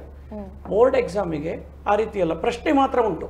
ಫಸ್ಟ್ 15 MCQ ಇರಬಹುದು, ಆದರೂ ಕೂಡ ಉಳಿದ ಎಲ್ಲ ಲಾಂಗ್ ಆನ್ಸರ್ಸಿಗೆ ಆನ್ಸರ್ಸ್ ಇಲ್ಲ. ನೀವು ಸರಿಯಾಗಿ ಪ್ಲ್ಯಾನ್ ಮಾಡೋದಿದ್ರೆ ಯಾವ ಚಾಪ್ಟರಿಂದ ಕ್ವಶನ್ ಎಲ್ಲಿ ಬರ್ತದೆ, ಯಾವ ಸೆಕ್ಷನಲ್ಲಿ ಬರ್ತದೆ ಅಂತ ಹೇಳುವಂಥ ಒಂದು ಪ್ಲ್ಯಾನ್ ಕರೆಕ್ಟ್ ಗೊತ್ತಿಲ್ಲದಿದ್ದರೆ ನೀವು ಎಕ್ಸಾಮ್ ಹಾಲಿಗೆ ಹೋದ ಮೇಲೆ ನಿಮಗೆ ಟೈಮ್ ಅದನ್ನು ಮೇಂಟೈನ್ ಮಾಡಲಿಕ್ಕೆ ಕಷ್ಟ ಆಗ್ಬೋದು. ಹಾಗಾಗಿ ಫಸ್ಟ್ ವೆರಿ ಇಂಪಾರ್ಟೆಂಟ್ ಥಿಂಗ್ ಏನು ಅಂತ ಹೇಳಿದರೆ, either a below average student or an average student or above average student, ಅವನಿಗೆ ಕ್ವಶನ್ ಪೇಪರ್ ಹೋಗೋದಕ್ಕಿಂತ ಮುಂಚೆ ಅದರಲ್ಲಿ ಒಟ್ಟು ಎಷ್ಟು ಪ್ರಶ್ನೆ ಉಂಟು ಅಂತ ಗೊತ್ತಿರಬೇಕು, ಅದರಲ್ಲಿ ಎಷ್ಟು ಪಾರ್ಟ್ ಉಂಟು ಅಂತ ಗೊತ್ತಿರಬೇಕು. ಹಾಗೆ ಅದರಲ್ಲಿ ಈಗ ಇದರಲ್ಲಿ ಕೆಮಿಸ್ಟ್ರಿಯಲ್ಲಿ ಬಂದರೆ ಆರ್ಗ್ಯಾನಿಕ್ ಎಲ್ಲಿ ಬರ್ತದೆ, ಇನ್ಆರ್ಗ್ಯಾನಿಕ್ ಎಲ್ಲಿ ಬರ್ತದೆ, ಫಿಸಿಕಲ್ ಕೆಮಿಸ್ಟ್ರಿ ಕ್ವಶನ್ಸ್ ಎಲ್ಲಿ ಬರ್ತದೆ ಅಂತ ಹೇಳೋದು ಗೊತ್ತಿರಬೇಕು. ಈಗ ನಮ್ಮ ಕೆಮಿಸ್ಟ್ರಿಯಲ್ಲಿ ಹೇಗಿರ್ತದೆ ಅಂತ ಹೇಳಿದರೆ, first 20 questions are compulsory. So ಅವನಿಗೆ ಒಂದು ಫುಲ್ ಔಟ್ ಆಫ್ ಔಟ್ ಬರಬೇಕಾದ್ರೆ ಫಸ್ಟ್ 20 ಪ್ರಶ್ನೆ ಒಂದು ಸಹ ತಪ್ಪಾಗಬಾರ್ದು. ಸೊ ಅದರಲ್ಲಿ ಫಸ್ಟ್ 15 ಕ್ವಶನ್ ಅವರಿಗೆ MCQ ಮಲ್ಟಿಪಲ್ ಚಾಯ್ಸ್ ಕ್ವಶನ್ಸ್ ಇರ್ತದೆ, ನೆಕ್ಸ್ಟ್ 5 ಪ್ರಶ್ನೆ ಅವರಿಗೆ fill in the blanks question ಇರ್ತದೆ. ಸೊ ಅಲ್ಲಿ ಯಾವುದೇ ಆಪ್ಷನ್ ಇಲ್ಲ. ಈಗ 100ಕ್ಕೆ 100 ತೆಗಿಬೇಕು ಅವನು ಅಂತ ಹೇಳಿದರೆ ಈ ಸೆಕ್ಷನಲ್ಲಿ ಯಾವುದೇ ರೀತಿಯ ಮಿಸ್ಟೇಕ್ ಆಗಬಾರ್ದು. ಅಲ್ಲಿ ಯಾವ ರೀತಿ ಇರ್ತದೆ ಅಂತ ಹೇಳಿದರೆ, ಒಟ್ಟು 20 ಪ್ರಶ್ನೆಯಲ್ಲಿ so 5 fill in the blanks, ಅಲ್ಲಿ ಸಾಮಾನ್ಯ ಹಾಟ್ಸ್ ಕ್ವಶನ್ ಅಂತ ಬರೋದಿಲ್ಲ. ಹಾಟ್ಸ್ ಅಂದರೆ ಹೈ ಆರ್ಡರ್ ಥಿಂಕಿಂಗ್ ಸ್ಕಿಲ್ಸ್ ಅಂತ. ಫಸ್ಟು 15 ಪ್ರಶ್ನೆಯಲ್ಲಿ MCQ ಅಲ್ಲಿ ಸಾಮಾನ್ಯ ಒಂದು 4 ಕ್ವಶನ್ಸ್, 4ರಿಂದ 5 ಕ್ವಶನ್ವರೆಗೆ ನಿಮಗೆ ಹಾಟ್ಸ್ ಕ್ವಶನ್ ಬರ್ಬೋದು. ಇನ್ನು ಉಳಿದದಲ್ಲ LOTS, low order thinking skills. So next ಏನು ಅಂತ ಹೇಳಿದರೆ, ಹಾಗೆ ಹಂತ ಹಂತವಾಗಿ ನೋಡಿದರೆ ನೆಕ್ಸ್ಟ್ ನೀವು ಬರುವಾಗ ಪಾರ್ಟ್ B ಅಲ್ಲಿ ನಮಗೆ ಎಲ್ಲ ಇದರದ್ದು ಎಂಟೈರ್ ಕೆಮಿಸ್ಟ್ರಿ, ಅದು ಫಿಸಿಕಲ್, ಆರ್ಗ್ಯಾನಿಕ್, ಇನ್ಆರ್ಗ್ಯಾನಿಕ್ ಎಲ್ಲವೂ ಮಿಕ್ಸ್ ಆಗಿರುವಂಥ ಕೆಲವು ಪ್ರಶ್ನೆಗಳು ಬರ್ತದೆ. ಅದರ ನೆಕ್ಸ್ಟ್ ಅಲ್ಲಿ ಏನು ಬರ್ತದೆ ಅಂತ ಹೇಳಿದರೆ, ಬರೀ ಇನ್ಆರ್ಗ್ಯಾನಿಕ್ಕಿನ ಒಂದು ಸೆಕ್ಷನ್ ಬರ್ತದೆ. ಅದರ ನೆಕ್ಸ್ಟ್ ಫಿಸಿಕಲ್ ಕೆಮಿಸ್ಟ್ರಿ ಅದು ಮಾತ್ರ ಒಂದು ಸೆಕ್ಷನ್ ಬರ್ತದೆ. ಅದರ next only organic chemistry questions ಇರುವಂಥದ್ದು ಒಂದು ಸೆಕ್ಷನ್ ಉಂಟು. ಲಾಸ್ಟ್ಲಿ ಅವ್ರಿಗೇನು ಬರ್ತದೆ ಅಂತ ಹೇಳಿದರೆ ನ್ಯೂಮರಿಕಲ್ ಸೆಕ್ಷನ್. ಯೂಶ್ವಲಿ ಫಿಸಿಕ್ಸಲ್ಲಿ ನ್ಯೂಮರಿಕಲ್ ಸೆಕ್ಷನ್ ಅಂದರೆ ಕಷ್ಟ, ಕೆಮಿಸ್ಟ್ರಿಯಲ್ಲಿ ನ್ಯೂಮರಿಕಲ್ ಸೆಕ್ಷನ್ ಅಂದರೆ ಈಸಿ. ಅಲ್ಲಿ ಅವರಿಗೆ 50% ಚಾಯ್ಸ್ ಇರ್ತದೆ. 6 ಪ್ರಶ್ನೆ ಇದ್ದರೆ ಅದರಲ್ಲಿ 3 ಪ್ರಶ್ನೆಗೆ ಆನ್ಸರ್ ಮಾಡಿದರೆ ಆಯಿತು. ಸೊ ಯೂಶ್ವಲಿ 3 ಪ್ರಶ್ನೆ ಲಾಟ್ಸಲ್ಲಿ ಬರ್ತದೆ. ಅಂದರೆ ಲೋ ಆರ್ಡರ್ ಥಿಂಕಿಂಗ್ ಸ್ಕಿಲ್ಸಲ್ಲಿ ಸಾಮಾನ್ಯವಾಗಿ ಒಬ್ಬ ಮೀಡಿಯೋಕರ್ ಸ್ಟೂಡೆಂಟಿಗೆ ಕೂಡ ಆನ್ಸರ್ ಮಾಡಲಿಕ್ಕೆ ಆಗ್ತದೆ. ಸೊ ಬಿಲೋ ಎವರೇಜ್ ಸ್ಟೂಡೆಂಟ್ ಕೂಡ ಆನ್ಸರ್ ಮಾಡಲಿಕ್ಕೆ ಆಗ್ತದೆ. ಈ ರೀತಿ ನಾವು ಎಕ್ಸ್ಪೆಕ್ಟ್ ಮಾಡ್ಬೋದು. ಇನ್ನು 3 ಕ್ವಶನ್ಸ್ ಸ್ವಲ್ಪ ಎರಡು ಫಾರ್ಮುಲಾ ಬರುವಂಥ ಪ್ರಾಬ್ಲಮ್ಸ್. ಒಂದು ಫಾರ್ಮುಲಾದಿಂದ ಬಂದ ಆನ್ಸರನ್ನು ಇನ್ನೊಂದು ಫಾರ್ಮುಲಾದಲ್ಲಿ ಸಬ್ಸ್ಟಿಟ್ಯೂಟ್ ಮಾಡಿ ಆನ್ಸರ್ ಬರಬೇಕು. ಸೊ ಆ ರೀತಿಯ ಇನ್ನು 3 ಪ್ರಶ್ನೆಯನ್ನು ನಾವು ಎಕ್ಸ್ಪೆಕ್ಟ್ ಮಾಡ್ಬೋದು. ಸೊ ಹೀಗೆ ನಾವು ನೋಡೋದಾದರೆ ಈಗ ಒಂದೊಂದೇ ಹಂತವಾಗಿ ಒಂದೊಂದೇ ಸೆಕ್ಷನ್ ವೈಸ್ ನಾವು ಮಾತಾಡ್ತಾ ಹೋಗೋ, ಫಿಸಿಕಲ್ ಹೇಗೆ, ಆರ್ಗ್ಯಾನಿಕ್ ಹೇಗೆ, ಇನ್ಆರ್ಗ್ಯಾನಿಕ್ ಹೇಗೆ ಅಂತ. ಓಕೆ ಸರ್, ಇವಾಗ ನೀವು ಹೇಳಿದ ಹಾಗೆ ಕೆಮಿಸ್ಟ್ರಿ ಡಿಫ್ರೆಂಟ್ ಟೈಪ್ಸ್ ಇದೆ, ಫಿಸಿಕಲ್, ಆರ್ಗ್ಯಾನಿಕ್, ಇನ್ಆರ್ಗ್ಯಾನಿಕ್. ಇವಾಗ ಫಾರ್ ಎಕ್ಸಾಂಪಲ್ ಇವಾಗ ನನಗೆ ಆರ್ಗ್ಯಾನಿಕ್ ಕೆಮಿಸ್ಟ್ರಿ ಇಷ್ಟ, ಇನ್ಆರ್ಗ್ಯಾನಿಕ್ ಸ್ವಲ್ಪ ಕಷ್ಟ, ಆ ರೀತಿ ಒಬ್ಬೊಬ್ರಿಗೆ ಒಂದೊಂದು like this is fine, this is my cup of tea, this is not my cup of tea ಅನ್ನೋದಿರುತ್ತೆ. ಸೊ ಈ 3ಕ್ಕೂ ಫಾರ್ ಎಕ್ಸಾಂಪಲ್ ಇವಾಗ ಆರ್ಗ್ಯಾನಿಕ್ ಕಷ್ಟ ಆಗೋರಿಗೆ ಏನು ಮಾಡ್ಬೋದು, ಇನ್ಆರ್ಗ್ಯಾನಿಕ್ ಕಷ್ಟ ಆಗೋರಿಗೆ ಏನು ಮಾಡ್ಬೋದು, ಲೈಕ್ 3 ಫಿಸಿಕಲ್ ಕೆಮಿಸ್ಟ್ರಿ ಕಷ್ಟ ಆಗೋರಿಗೆ ಏನು ಮಾಡ್ಬೋದು? ಈಗ ಕೆಮಿಸ್ಟ್ರಿಯಲ್ಲಿ 3 ಭಾಗ ಉಂಟು. ಆ 3 ಭಾಗವನ್ನು ಎಲ್ಲವನ್ನು ಓದುವ ರೀತಿ ಒಂದೇ ರೀತಿಯಲ್ಲಿ ಅಲ್ಲ. Physical chemistry is more of numericals, derivations ಇಂಥದ್ದೆಲ್ಲ ಬರ್ತದೆ. ಸೊ ಅದನ್ನು ಕೂಡ ಸ್ವಲ್ಪ ಬರೀಬೇಕು. ಆದರೂ who is good in physics and maths ಅವರು ಅದನ್ನು ತುಂಬ ಇಷ್ಟಪಡ್ತಾರೆ. ಆರ್ಗ್ಯಾನಿಕ್ಕಿಗೆ ಹೋದರೆ ಅವರು ಬರ್ದೇ ಕಲಿಬೇಕು. So the mode of filling the knowledge to the brain should be through hand. It should be like a wired connection. So ಬರೆಯೋದು, ಬರೆದು ಕಲಿಯುವಾಗ ಸೊ ನಾಲೆಜ್ ಹೀಗೆ ಹೋಗಿ ಬ್ರೈನಿಗೆ ಹೋಗ್ತದೆ, ವಾಪಸ್ ಎಕ್ಸಾಮಿಗೆ ಬರುವಾಗ ಅದೇ ವೇಯಲ್ಲಿ ವಾಪಸ್ ಬರ್ತದೆ. ಸೊ ಏನಾದರೂ ಅವರು ಸುಮ್ಮನೆ ಒಂದು ಪೇಪರ್ನ ಹಿಡ್ಕೊಂಡು ಈ ರೀತಿ ಓದಿದರೆ ಸೊ ನನಗೆ ಗೊತ್ತುಂಟು, ನಂದು ತಪ್ಪು ಆಗೋದಿಲ್ಲ ಅಂತ ಹೇಳುವ ಇದರಲ್ಲಿ ಇರ್ತಾರೆ. ಬರೆಯುವಾಗಲೇ ಗೊತ್ತಾಗೋದು ಅವರಿಗೆ ಒಂದು ಹೈಡ್ರೋಜನ್ ಮಿಸ್ ಆಗಿದೆ, ಅಥವಾ ಒಂದು ಕಾರ್ಬನ್ ಕಡಿಮೆ ಆಗಿದೆ, ಅಥವಾ ಒಂದು ಲೈನ್ ಎಕ್ಸ್ಟ್ರಾ ಆಗಿದೆ ಆ ಸ್ಟ್ರಕ್ಚರ್ ಬರ್ತದ್ರಲ್ಲಿ ಅಂತ. ಸೊ ಆರ್ಗ್ಯಾನಿಕ್ ಬರಿಬೇಕಾದ್ರೆ ಬರ್ದೇ ಕಲಿಬೇಕು, ಬರೆಯದೆ ಅವರು ಅದನ್ನು ಮನಸ್ಸಲ್ಲಿ ಓದಿದರೆ ಆಗೋದಿಲ್ಲ.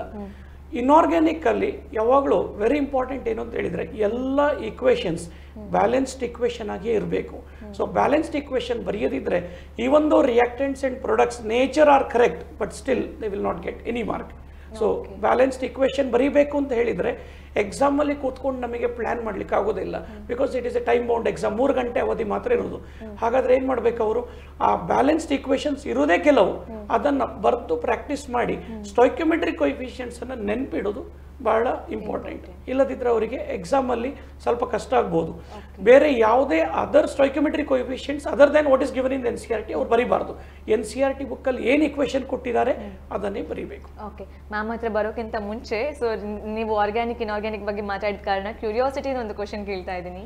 ನಾನು ಹೆಚ್ಚಾಗಿ ನಂಬೋದು ಏನಂತ ಹೇಳಿದ್ರೆ, ಯಾವುದೇ ಸಬ್ಜೆಕ್ಟ್ನ ಬೈ ಹಾರ್ಟ್ ಮಾಡಬಾರ್ದು, ನಮಗೆ ಅರ್ಥ ಮಾಡ್ಕೊಂಡು ಓದಬೇಕು. ಅರ್ಥ ಮಾಡ್ಕೊಂಡು ಓದಿದ್ರೆ after long time also will remember that ಅನ್ನೋದು. ಆದರೆ ಕೆಮಿಸ್ಟ್ರಿಯಲ್ಲಿ ಇವಾಗ ಆಸ್ ಅ ಸ್ಟೂಡೆಂಟ್ ನಾನು ಫೇಸ್ ಮಾಡಿದ ಪ್ರಾಬ್ಲಮ್, ಮೇ ಬಿ ಇದೇ ಪ್ರಾಬ್ಲಮ್ ಫೇಸ್ ಮಾಡ್ತಾ ಇರ್ಬೋದು ಅಂತ ಈ ಕ್ವಶನ್ ಹಾಕ್ತಾ ಇದ್ದೀನಿ. ಇವಾಗ ನಾನೊಂದು ಇಕ್ವೇಷನ್ ಕಲಿತೀನಿ ಅಥವಾ ಆರ್ಗ್ಯಾನಿಕ್ ಮಾಲಿಕ್ಯೂಲ್ ಸ್ಟ್ರಕ್ಚರ್ ಕಲಿತೀನಿ, ಫೈನ್, ನಾನು ಎಕ್ಸಾಮಲ್ಲಿ ಬರಿತೀನಿ ಕೂಡ. But after 1 month completely blank, ಏನು ನೆನಪೇ ಇರಲ್ಲ. ಸೊ ಹೀಗಿರ್ಬೇಕಾದ್ರೆ ಅದಕ್ಕೆ ಲೈಫ್ ಆ್ಯಡ್ ಮಾಡಬೇಕಾ, ನಂಗೆ ಅದು ನೆನಪು ಉಳಿಬೇಕಾದ್ರೆ ಅದಕ್ಕೆ ಏನಾದರೂ ಟ್ರಿಕ್ಸ್ ಇದೆಯಾ, ಅಥವಾ ಅದು ನೆನಪು ಉಳಿದಿದ್ರು ಪರವಾಗಿಲ್ವಾ? ನನಗೆ ಮೇನ್ ಮೀನಿಂಗ್ ವ್ಯಾಲೆನ್ಸಿ ಅಂದರೆ ಏನು ಇದು ಗೊತ್ತಿದ್ರೆ ಸಾಕಾಗುತ್ತಾ? ಒಂದು ಅವರ ಬೇಸಿಕ್ ಫೌಂಡೇಶನ್ ಫಸ್ಟ್ ಇಯರಲ್ಲಿ ನಾವು ಒಂದು ಕೆಲವು ಫಸ್ಟ್ 2-3 ಚಾಪ್ಟರ್ನ ಅವರು ಚಂದ ಗೊತ್ತಿರಬೇಕು. ಇನ್ನೊಂದು ನೀವು ಹೇಳಿದ್ರ, ಈಗ ನನಗೆ ಒಂದು ಸ್ವಲ್ಪ ಸಮಯ ಆದಮೇಲೆ ನೀವು 1 ತಿಂಗಳು ತುಂಬ ದೊಡ್ಡ ಅವಧಿ ಹೇಳಿದಿರ, ಕೆಲವರಿಗೆ ಇವತ್ತು ಕಲಿತದ್ದು ನಾಳೆ ಮರ್ತು ಹೋಗ್ತದೆ. ಹಾಗಾಗಿ ನಾನು ಹೇಳೋದೇನು ಅಂತ ಹೇಳಿದರೆ, ಯಾರಾದರೂ ನನಗೆ ಮರ್ತು ಹೋಗ್ತದೆ ಅಂತ ಹೇಳಿದರೆ he is A normal human being, ಮರ್ತು ಹೋಗಬೇಕು. ಆದರೆ ಎಲ್ಲವೂ ಮರ್ತು ಹೋಗಬಾರ್ದು, ನಮಗೆ ಯಾವುದು ನೆನಪಿಡಬೇಕು. ಅದಕ್ಕೆ ನಾನು ಮಕ್ಕಳಿಗೆ ಹೇಳೋದು ಯಾವಾಗಲೂ ಕ್ಲಾಸಲ್ಲಿ ಕಲಿಯುವಾಗ, ಸೊ ನೀವು ಒಂದು ಸ್ಟೂಡೆಂಟ್ ಆಗಿರುವಾಗ 3 ಇಂಪಾರ್ಟೆಂಟ್ ಥಿಂಗ್ಸ್. ಒಂದು, first R stands for receive properly in the classroom. ಕ್ಲಾಸಲ್ಲಿ ಟೀಚರ್ ಹೇಳುವಾಗ ಸರಿಯಾಗಿ ಕೇಳಿ, ಒಂದು ಕ್ಷಣ ಕೂಡ ನಾವು ಫಿಸಿಕಲಿ ಪ್ರೆಸೆಂಟ್ ಇದ್ದು ಮೆಂಟಲಿ ಅಬ್ಸೆಂಟ್ ಆಗಬಾರ್ದು. ಎರಡನೇದೇನು ಅಂತ ಹೇಳಿದರೆ, so you have to read and you have to recall.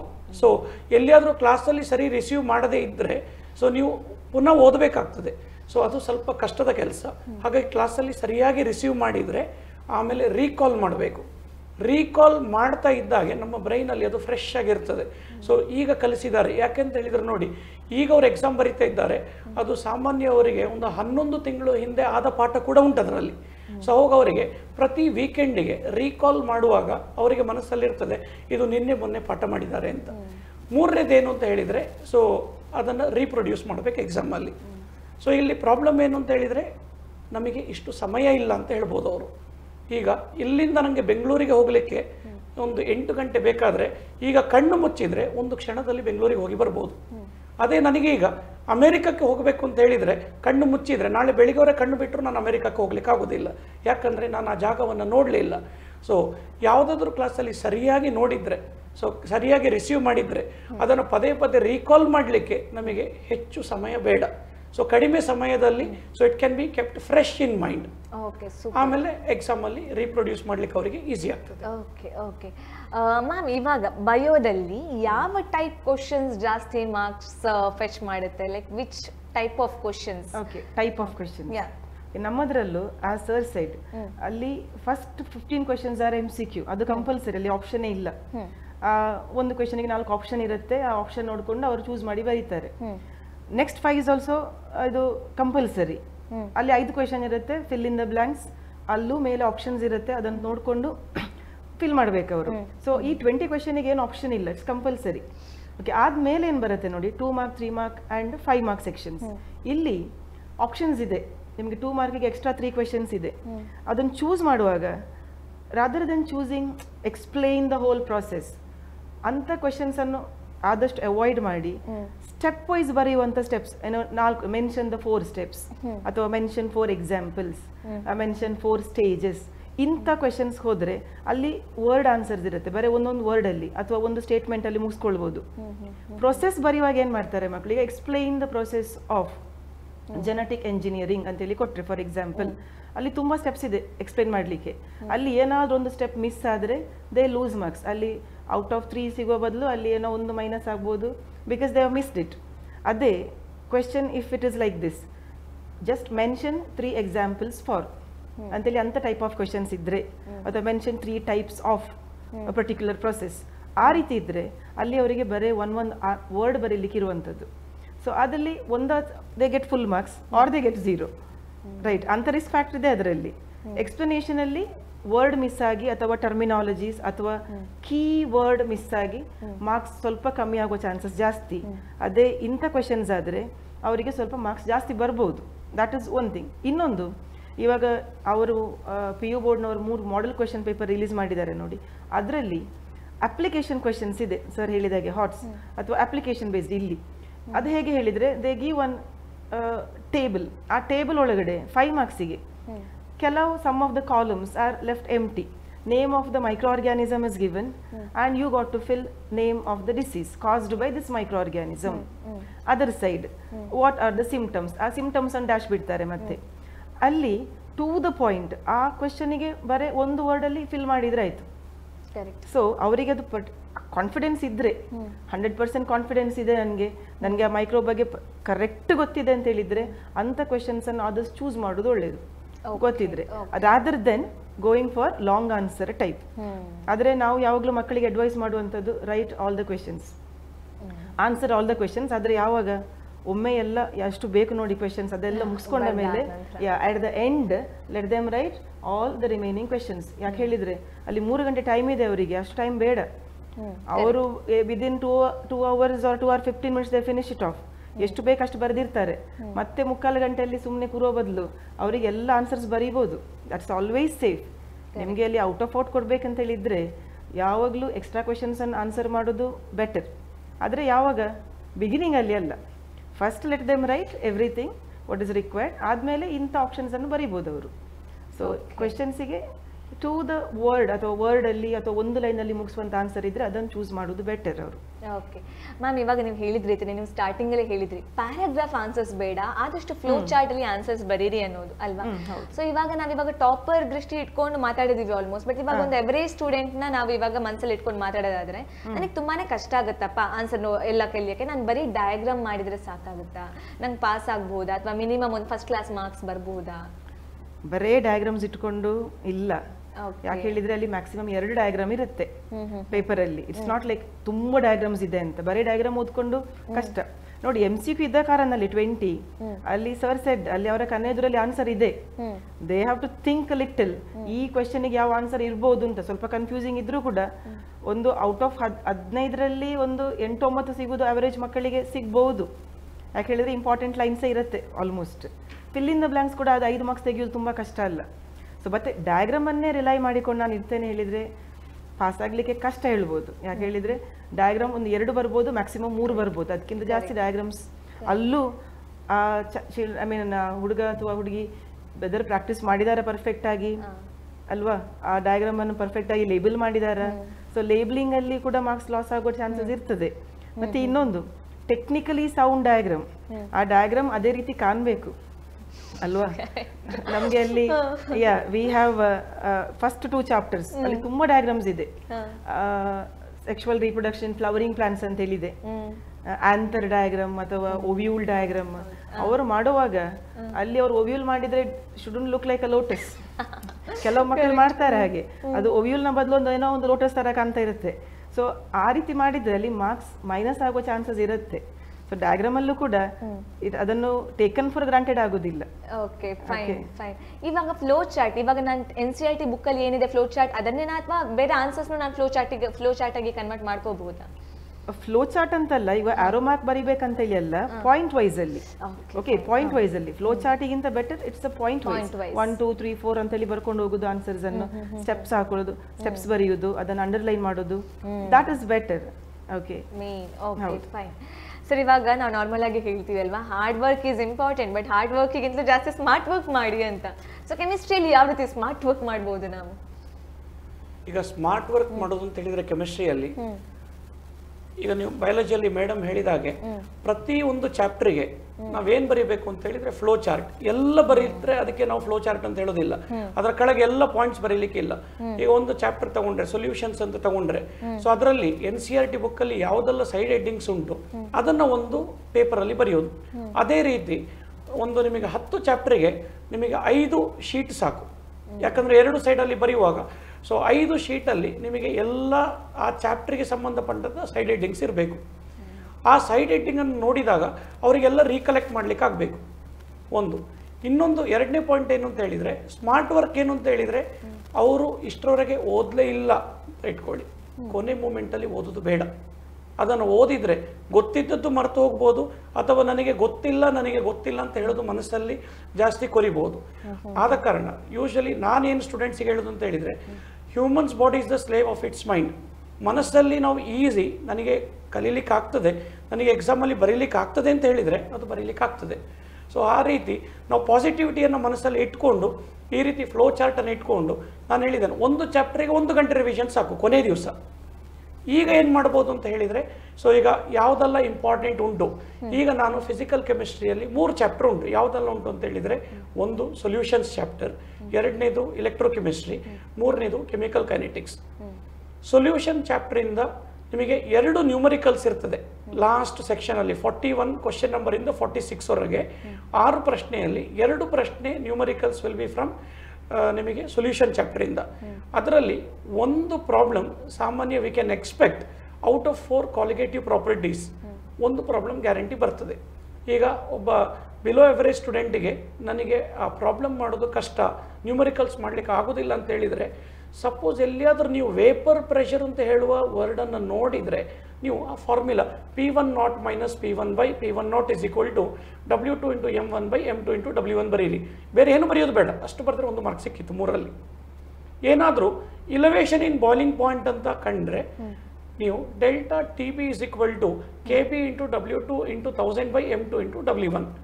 ಅದು elevation in boiling point, depression in freezing point ಅಂತ ಡೌಟ್ ಆದರೆ 2 ಫಾರ್ಮುಲಾ ಬರೆದು ಬಿಡಿ. ಡೆಲ್ಟಾ TB ಫಾರ್ಮುಲಾ ಬರೀರಿ, ಡೆಲ್ಟಾ TF ಫಾರ್ಮುಲಾ ಕೂಡ ಬರೀರಿ. ಯಾವುದು ಸರಿ ಉಂಟು ಅದಕ್ಕೆ ಸರಿ ಟಿಕ್ ಮಾಡಿ ಮಾರ್ಕ್ ಹಾಕ್ತಾರೆ, 1 ಮಾರ್ಕ್ ಸಿಗ್ತದೆ. ಆಸ್ಮೋಟಿಕ್ ಪ್ರೆಷರ್ ಅಂತ ಕಂಡುಕೊಳ್ಳಿ, Pi is equal to W2 into RT/M2 into V ಅಂತ.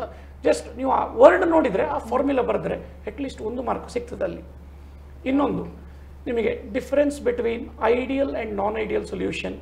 So difference between what are the types of azeotropes, give example for azeotropes, ಅಥವಾ ನಿಮಗೆ ರವಲ್ಸ್ ಲಾ ಇನ್ನ ಮೇಲೆ ಪ್ರಾಬ್ಲಮ್ಸ್ ಕೇಳ್ಬೋದು. ಸೊ ಆ ಚಾಪ್ಟ್ರಲ್ಲಿ ಒಂದು ಪ್ರಾಬ್ಲಮ್ ನಿಮಗೆ ಬಂದೇ ಬರ್ತದೆ, ಯಾವುದರಲ್ಲಿ ಕಾಲಿಗೇಟಿವ್ ಪ್ರಾಪರ್ಟೀಸಲ್ಲಿ. 2ನೇದು ಇಲೆಕ್ಟ್ರೋಕೆಮಿಸ್ಟ್ರಿಗೆ ಹೋದರೆ ಡಯಾಗ್ರಾಮ್ ಬೇಸ್ಡ್ ಕ್ವಶನ್ ಬರೋದಾದರೆ ಅಲ್ಲಿ ಒಂದು ಸ್ಟ್ಯಾಂಡರ್ಡ್ ಹೈಡ್ರೋಜನ್ ಇಲೆಕ್ಟ್ರೋಡ್ ಅದನ್ನು ಕನ್ಸ್ಟ್ರಕ್ಷನ್ ಮತ್ತು ಅದನ್ನು ವರ್ಕಿಂಗ್ ಕೇಳ್ಬೋದು, SHE. ಇನ್ನೊಂದು ಪ್ರಶ್ನೆ ನಿಮಗೆ ಬ್ಯಾಟ್ರೀಸಲ್ಲಿ ನಿಮಗೆ ಹೈಡ್ರೋಜನ್ ಆಕ್ಸಿಜನ್ ಫ್ಯೂಯಲ್ ಸೆಲ್ ಅಂತ ಉಂಟು, ಅದನ್ನು ಒಂದು ಕೇಳ್ಬೋದು. ಒಂದು question equation of anode cathode or overall cell reaction from ಬ್ಯಾಟ್ರೀಸಿಂದ ನಾವು ಎಕ್ಸ್ಪೆಕ್ಟ್ ಮಾಡ್ಬೋದು. So worst come situation Daniel cell ಅನ್ನು ಕೂಡ ಕೇಳ್ಬೋದು. It is easy, usually unexpected. ಎಲ್ಲಿಯಾದರೂ ಆ ಡಯಾಗ್ರಾಮನ್ನು ಕಲ್ತುಕೊಂಡ್ರೆ ಸೊ ಅಲ್ಲಿ ಕೂಡ ನಿಮಗೆ 1 ಮಾರ್ಕ್ ಬರುವ ಸಾಧ್ಯತೆ ಉಂಟು. ಮತ್ತು ನಿಮಗೆ ಅದರಲ್ಲಿ ಪ್ರಾಬ್ಲಮ್ಸ್ ಬೇಸ್ಡ್ ಆನ್ ನರ್ನ್ಸ್ಟ್ ಈಕ್ವೇಷನ್, ಒಂದು ಡೈರೆಕ್ಟ್ ಪ್ರಾಬ್ಲಮ್ ಅನ್ನು ಎಕ್ಸ್ಪೆಕ್ಟ್ ಮಾಡ್ಬೋದು ನಾವು, ಅಥವಾ ಕೋಲ್ರಾಸ್ಟ್ ಲಾ ಅಪ್ಲಿಕೇಶನ್ ಮೇಲೆ ಸೊ ಅಲ್ಲಿ ಒಂದು ಪ್ರಾಬ್ಲಮ್ ಬರ್ಬೋದು. ಇನ್ನು ಒಂದು ಚಾಪ್ಟರ್ ಯಾವುದು ಉಂಟು ಅಂತ ಹೇಳಿದರೆ ಕೆಮಿಕಲ್ ಕೈನೆಟಿಕ್ಸ್. ಅದರಲ್ಲಿ 3 ಮಾರ್ಕಿನ ಡಿರೈವೇಷನ್ 3 ಉಂಟು, 3ರಲ್ಲಿ ಒಂದು ಖಂಡಿತ ಕೇಳಬಹುದು. ಯಾವುದು ಅಂತ ಹೇಳಿದರೆ 0 ಆರ್ಡರ್ ಕೈನೆಟಿಕ್ಸ್ ಡಿರೈವೇಷನ್, ಅಥವಾ ಫಸ್ಟ್ ಆರ್ಡರ್ ಕೈನೆಟಿಕ್ಸ್ ಡಿರೈವೇಷನ್, ಅಥವಾ a typical first order gas phase reaction. 3ರಲ್ಲಿ ಒಂದು ಕೇಳ್ತಾರೆ. ಇದು 3 ಕೇಳದೇ ಇದ್ದರೆ half life period for 0 order reaction ಅಥವಾ ಫಸ್ಟ್ ಆರ್ಡರ್ ರಿಯಾಕ್ಷನ್, ಈ 5 ಪ್ರಶ್ನೆಯಲ್ಲಿ ಒಂದು ಖಂಡಿತ ಬಂದೇ ಬರ್ತದೆ. ಸೊ ಫಸ್ಟ್ 3 ಮಾರ್ಕಿಗೆ, ನೆಕ್ಸ್ಟು ಹಾಫ್ ಲೈಫ್ ಪೀರಿಯಡ್ ಇದಾದರೆ 2 ಮಾರ್ಕಿಗೆ ಕೇಳ್ತಾರೆ. ಸೊ ಹಾಗೆ ಅವರು they can expect some questions. ಇದು ಬರಬಹುದು, ಖಂಡಿತವಾಗ್ಲೂ ಬರ್ತದೆ, ಹಿಂದಿನ ವರ್ಷಗಳೆಲ್ಲ ಬಂದಿದೆ, ಹಾಗಾಗಿ ಅದನ್ನು ಎಕ್ಸ್ಪೆಕ್ಟ್ ಮಾಡ್ಬೋದು ಅವರು. ಓಕೆ ಮ್ಯಾಮ್, ಇವಾಗ ಯಾವ ಸ್ಟಡಿ ಮೆಟೀರಿಯಲ್ಸ್ ಯೂಸ್ ಮಾಡಬಹುದು ನಾವು ಇವಾಗ NCERT ಬೋರ್ಡ್ ಎಕ್ಸಾಮಿಗೆ? Board exam first of all NCERT, as you said, NCERT base ನಮಗೆ ಭಗವದ್ಗೀತೆ. ಹೌದು, ಖಂಡಿತ. NCERT ಮಕ್ಕಳು ಅದನ್ನು ಹೋಲಿ ಬುಕ್ ನಾಗೆ ಟ್ರೀಟ್ ಮಾಡ್ತಾರೆ. ನಿಮ್ಮ ನೀಟ್ ಎಕ್ಸಾಮಿಗೂ ಅಷ್ಟೇ, ಬೋರ್ಡ್ ಎಕ್ಸಾಮಿಗೂ ಎಕ್ಸಾಕ್ಟ್ಲಿ ದೇ ನೀಡ್ NCERT. ಆದ್ಮೇಲೆ ಅವರವರ ಕಾಲೇಜ್ನವರು ಸ್ಟಡಿ ಮೆಟೀರಿಯಲ್ ಅಂತ ಕೊಟ್ಟಿರ್ಬೋದು ಅವರಿಗೆ ಬೋರ್ಡ್ ಎಕ್ಸಾಮಿಗೆ. ಅಲ್ಲಿ ನೋಡಿ, ನಿಮಗೆ ಬೋರ್ಡ್ ಎಕ್ಸಾಮ್ ಮತ್ತು ನೀಟ್ ಎಕ್ಸಾಮಿಗೆ ಪ್ರಿಪರೇಷನ್ ಬೇರೆ ರೀತಿ ಇರುತ್ತೆ. ನೀವೀಗ ನನ್ಗೆ ಬಯಾಲಜಿಗೆ 2.5 ದಿವಸ ರಜೆ ಇದೆ ಅಷ್ಟೇ, 2.5 days. ಅಲ್ಲಿ ಅವರಿಗೆ ಸ್ಟಾರ್ಟ್ ಮಾಡಿದ್ರೆ, ನಾನು ಫಸ್ಟ್ ಚಾಪ್ಟರ್ ಓಪನ್ ಮಾಡಿ ಫಸ್ಟ್ ಲೈನಿಂದ ಶುರು ಮಾಡ್ತೇನೆ ಅಂತ ಹೇಳಿದ್ರೆ ಆಗೋದಿಲ್ಲ ಓದ್ಲಿಕ್ಕೆ. That prioritise first of all. ಇಷ್ಟು ಚಾಪ್ಟರಿಂದ ಇಷ್ಟು ಕ್ವೆಶನ್ಸ್ ಬರುತ್ತೆ, ಬ್ಲೂ ಪ್ರಿಂಟ್ ಇದೆ, ಅದರ ಮಾಡೆಲ್ ಪೇಪರ್ಸ್ ಅವರಿಗೆ ಕೊಟ್ಟಿರ್ಬೋದು ಅವರವರ ಕಾಲೇಜಲ್ಲಿ. ಅದರ ಬೇಸಿಸಲ್ಲಿ so they will prioritize the topics. ಇವಾಗ ಸರ್ ಹೇಳಿದ್ರು ಟಾಪಿಕ್ ವೈಸ್, ಅದೇ ರೀತಿ ನಮಗೆ ಕೆಲವು ಚಾಪ್ಟರ್ಸ್ ಇದೆ ತುಂಬ ಜಾಸ್ತಿ ನಂಬರ್ ಆಫ್ ಕ್ವೆಶನ್ಸ್ ಅಲ್ಲಿ ಬರುತ್ತೆ. Okay, so if they know which chapter has maximum, like reproduction unit ಇದೆ, ಮಾಲಿಕ್ಯುಲರ್ ಬೇಸಿಸ್ ಆಫ್ ಇನ್ಹೆರಿಟೆನ್ಸ್ ಅಂತ ಹೇಳಿದೆ, there is principles of inheritance, crosses ಎಲ್ಲ ಬರುತ್ತೆ ಇಲ್ಲಿ. ಸೊ ಅಲ್ಲಿ maximum number of question. So ಒಮ್ಮೆ ಇವರಿಗೆ ಗೊತ್ತಿದೆ ಅಂತ ಹೇಳಿದ್ರೆ ಯಾವ ಚಾಪ್ಟರಿಂದ ಎಷ್ಟು ಕ್ವೆಶನ್ಸ್ ಬರುತ್ತೆ ಅಂತೇಳಿ ಆನ್ ಅನ್ ಜನರಲ್ ವೇ, ಅವರಿಗೆ ಮತ್ತೆ ಸ್ಟಡಿ ಮೆಟೀರಿಯಲ್ಸ್ ಒಂದು ನಿಮಗೆ ಬೋರ್ಡಿಂದ ಬಂದಂಥ ಪಾಸಿಂಗ್ ಪ್ಯಾಕೇಜ್ ಅಂತೇಳಿ, where there is question answers ಅಂತೇಳಿದೆ, ಮಾಡೆಲ್ ಪೇಪರ್ಸ್ ಇದೆ. ನಮ್ಮ DKPUC ಅವರು ಈಚ್ ಚಾಪ್ಟರ್, ನಮ್ಮ DKPUC ಬಯಾಲಜಿ ಅಸೋಸಿಯೇಷನ್ ಅಂತೇಳಿದೆ, ಅವರು ನಿಮಗೆ each chapter wise question answer release ಮಾಡಿದ್ದಾರೆ. ಸೊ ಅದು ಅವೈಲೇಬಲ್ ಇದೆ, ಅದು ಎಲ್ಲ ಕಾಲೇಜಿನ ಟೀಚರ್ಸ್ ಹತ್ರ ಕೇಳಿದರೆ ಅವರಿಗೆ ಸಿಗ್ತದೆ ಮಕ್ಕಳಿಗೆ. ಸೊ ಕ್ವೆಶನ್ ಆನ್ಸರ್ 1 ಮಾರ್ಕ್ ಇದ್ದು, 2 ಮಾರ್ಕ್ ಇದ್ದು, 3 ಮಾರ್ಕ್, 5 ಮಾರ್ಕ್, ಹೀಗೆ 1 ಮಾರ್ಕ್ ಇಲ್ಲ, fill in the blanks and MCQ ಅದರಲ್ಲಿ. So they have that material. ಅದನ್ನು ಬಿಟ್ಟರೆ ನಮ್ಮ ಎಕ್ಸ್ಪರ್ಟಿಂದ ರಿಫ್ರೆಷರ್ ಕೋರ್ಸ್ ಮೆಟೀರಿಯಲ್ ಅಂತೇಳಿದೆ, ಬುಕ್ ಇಟ್ ಇಸ್, ಅಲ್ಲಿ ಎಲ್ಲ chapter question answer is given. ಮತ್ತು ಆಟ್ ದ ಎಂಡ್ ಆ ರಿಫ್ರೆಷರ್ ಕೋರ್ಸ್ ಇದು ಬುಕ್ ಇದು ಎಂಡಿಗೆ ಎಲ್ಲ ಚಾಪ್ಟರ್ ಇದು ಟರ್ಮಿನಾಲಜೀಸ್ ಮತ್ತು ಡೇಟಾ ಬರುತ್ತೆ ನೋಡಿ, ನಂಬರ್ ಇದೆ, size of a cell, width of a cell, number of chloroplast, ಇಂಥದ್ದೆಲ್ಲ ಡೇಟಾ ನಂಬರ್ ಬೇಸ್ಡ್ ಅದೆಲ್ಲ ಕಂಪೈಲ್ ಮಾಡಿದ್ದಾರೆ ಅಲ್ಲಿ.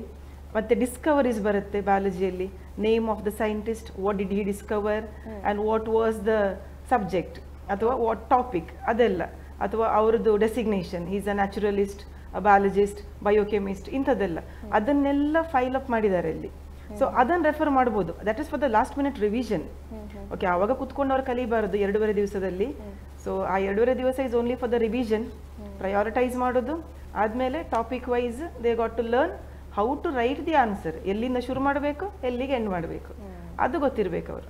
Okay fine. Since we are running short with that time, ನಾವಿವಾಗ ಒಂದೊಂದು ಲೈನಲ್ಲಿ will wind up the programme. Sir, ಇವಾಗ final ಆಗಿ ನಾವಿವಾಗ ಯಾವ ರೀತಿ ಕ್ವಶನ್ಸ್ ಬರ್ಬೋದು ಇದರ ಬಗ್ಗೆ ಎಲ್ಲ ಮಾತಾಡಿದ್ದೀವಿ. ಇನ್ನು ಕೆಮಿಸ್ಟ್ರಿ ಪರ್ಸ್ಪೆಕ್ಟಿವ್ ಏನಾದರೂ ಫೈನಲ್ ಈಗ 1 line touch up before the exam, what you want to give anything? 3 model paper ಕೊಟ್ಟಿದ್ದಾರೆ ಬೋರ್ಡಿಂದ, ಅದನ್ನು ತಪ್ಪದೆ ಎಲ್ಲ ಪ್ರಶ್ನೆಗಳಿಗೂ ಉತ್ತರ ಗೊತ್ತಿರಲಿ ನಿಮಗೆ. ಎರಡನೇದೇನು ಅಂತ ಹೇಳಿದರೆ, ನಮ್ಮ DKPUC ಅವರು ಒಂದು ಲೆವೆಲ್ 1 ಲೆವೆಲ್ 2 ಅಂತ ಒಂದು ಕ್ವಶನ್ಸ್ ಮಾಡಿ ಮೀಡಿಯೋಕರ್ಸಿಗೆ ಮತ್ತು above to want to achieve good marks ಅಂತ ಒಂದು ಎಲ್ಲ ನಿಮ್ಮ ಕಾಲೇಜಿನ ಟೀಚರ್ಸ್ ಹತ್ರ ಇರ್ತದೆ, ಅವರು ನಿಮಗೆ ಕೊಟ್ಟಿರ್ತಾರೆ. ಅದನ್ನು ಇನ್ನೊಮ್ಮೆ ಚೆಂದ ನೋಡಿಕೊಳ್ಳಿ. ಬೋರ್ಡಿಂದ ಒಂದು ಕ್ವಶನ್ ಬ್ಯಾಂಕನ್ನು ರಿಲೀಸ್ ಮಾಡಿದ್ದಾರೆ, ಸಾಧ್ಯ ಆದರೆ ಅದು ಎಲ್ಲ ಪ್ರಶ್ನೆಗಳನ್ನು ನೋಡಿ. ಮತ್ತು ಹೀಗೆ ಕೆಲವು ನಮ್ಮ ಎಕ್ಸ್ಪರ್ಟಲ್ಲಿ ರಿಫ್ರೆಷರ್ ಬುಕ್ ಅಂತ ಉಂಟು, ಆ ಬುಕ್ ನಿಮ್ಮಲ್ಲಿ ಇದ್ದರೆ ಅದರಲ್ಲಿ ಪ್ರಶ್ನೆ ಉತ್ತರ ಉಂಟು. ಆ ಪುಸ್ತಕಗಳನ್ನು ಕೂಡ ನೀವು ಓದಿದರೆ ನಿಮಗೆ ರೆಡಿಮೇಡ್ ಆನ್ಸರ್ ಕೂಡ ಇರ್ತದೆ ಅದರಲ್ಲಿ. So before the exam last day ಹೊಸ್ತೇನು ಕಲಿಬೇಡಿ, ಕಲ್ತದನ್ನು ಗಟ್ಟಿ ಮಾಡಿಕೊಂಡು. So I wish all the best for your chemistry exam. Thank you sir. Ma'am, you want to say something? ಬಯಾಲಜಿಯಲ್ಲಿ as I said materials to be referred ಅದೆಲ್ಲ ಆಯಿತು. ಈಗ ಹೆದರಬೇಡಿ ಅಷ್ಟೇ. 2 ಕ್ಯಾಟಗರಿ ಇರ್ತಾರೆ ಮಕ್ಕಳು, ಒಂದು ಓದಿ ಹೆದರ್ತಾರೆ, ಇನ್ನೊಬ್ರು ಓದೋದೇ ಹೆದರ್ತಾರೆ. ಸೊ ಓದಿದವರು ಹೆದರುವ ಅಗತ್ಯ ಇಲ್ಲ. Calm your mind, just be calm, do some breathing exercise or pranayama or something. Calm your mind. ಎಷ್ಟು ನೀವು ಕಾಮ್ ಇರ್ತೀರಿ ಎಕ್ಸಾಮ್ ಹಾಲಲ್ಲಿ, ಅಷ್ಟು ನಿಮಗೆ ರೀಕಲೆಕ್ಟ್ ಮಾಡಲಿಕ್ಕೆ ಬರುತ್ತೆ ಬಯಾಲಜಿ. So don't stress yourself, be realistic goal set ಮಾಡ್ಕೊಳ್ಳಿ. Okay, thank you so much ಇಬ್ರು ಇಲ್ಲಿವರೆಗೂ ಬಂದು ಲೈಕ್ ನಮ್ಮ ಸ್ಟೂಡೆಂಟ್ಸ್ನ ಒಂದು ಸ್ವಲ್ಪ ಕಾನ್ಫಿಡೆನ್ಸ್ ಜಾಸ್ತಿ ಬಿಲ್ಡಪ್ ಮಾಡಿದ್ವಿ ಅಂತ ಅನ್ಕೋತೀನಿ. Thank you so much for coming. Okay, so ವೀಕ್ಷಕರೇ, ಇವತ್ತಿನ ಲೈವಲ್ಲಿ ನೀವು ನೋಡಿದ್ರಲ್ಲ ಯಾವ ರೀತಿ ಕೆಮಿಸ್ಟ್ರಿಗೆ ಪ್ರಿಪೇರ್ ಆಗಬೇಕು, ಯಾವ ರೀತಿ ಬಯಾಲಜಿಗೆ ಪ್ರಿಪೇರ್ ಆಗಬೇಕು ಅನ್ನೋದು. ಸೊ ನಾನು ಯಾವಾಗಲೂ ಹೇಳ್ತಾ ಇರ್ತೀನಿ, ನೀವು ಇವಾಗ ಇಬ್ಬರು ಹೇಳಿದ್ದು ಒಂದೇ ಒಂದು, ಲೈಕ್ ಕಾಮ್ ಆಗಿ, like don't be so stressed and com ಆಗಬೇಕು ಅಂತ ಹೇಳಿದರೆ ಒಂದೇ ಒಂದು ಉಪಾಯ, ದಟ್ ಈಸ್ ನಥಿಂಗ್ ಬಟ್ ಮಾರ್ಕ್ಸಿಗೋಸ್ಕರ ಓದಬೇಡಿ. ಓದಬೇಕು ಅನ್ನೋದಕ್ಕೋಸ್ಕರ ಓದಿ. ನನಗೆ ಓದಬೇಕು, ನನಗೆ ಸಬ್ಜೆಕ್ಟ್ ಇಷ್ಟ ಅಂತ ನೀವು ಯಾವಾಗ ಗೊತ್ತಿರೋ ಮಾರ್ಕ್ಸ್ ಆಟೋಮ್ಯಾಟಿಕ್ ಆಗಿ ಬರುತ್ತೆ. ಸೊ ನಮ್ಮ ಭಗವದ್ಗೀತೆಯಲ್ಲಿ ಶ್ರೀಕೃಷ್ಣ ಹೇಳಿದ ರೀತಿನೇ ನಿನ್ನ ಕರ್ಮವ ನೀ ಮಾಡು, ಫಲಾನುಫಲವನ್ನು ನನಗೆ ಬಿಡು ಅನ್ನೋ ರೀತಿ ಮಾರ್ಕ್ಸ್ ಆಬ್ವಿಯಸ್ಲಿ ಬರುತ್ತೆ. ಬಟ್ ಅದೊಂದು ಐಡಿಯಾ ಇರಲಿ, ಯಾವ ರೀತಿ ಆನ್ಸರ್ಸ್ ಬರೀಬೇಕು ಅನ್ನೋದು ಇವಾಗ ನಿಮ್ಗೆ ಆಲ್ರೆಡಿ ಪ್ರೊಫೆಸರ್ಸ್ ಎಕ್ಸ್ಪ್ಲೇನ್ ಮಾಡಿದ್ದಾರೆ, ಆನ್ಸರ್ಸ್ ಯಾವ ರೀತಿ ಬರೀಬೇಕು. ಬಿಕಾಸ್ ಅದು ಐಡಿಯಾ ಇರಬೇಕು, ಈ ರೀತಿ ಬರೆದ್ರೆ ಮಾರ್ಕ್ಸ್ ಸಿಗುತ್ತೆ ಅನ್ನೋದು. ಬಿಕಾಸ್ ಮಾರ್ಕ್ಸು ತುಂಬ ಇಂಪಾರ್ಟೆಂಟ್ ಆಗುತ್ತೆ.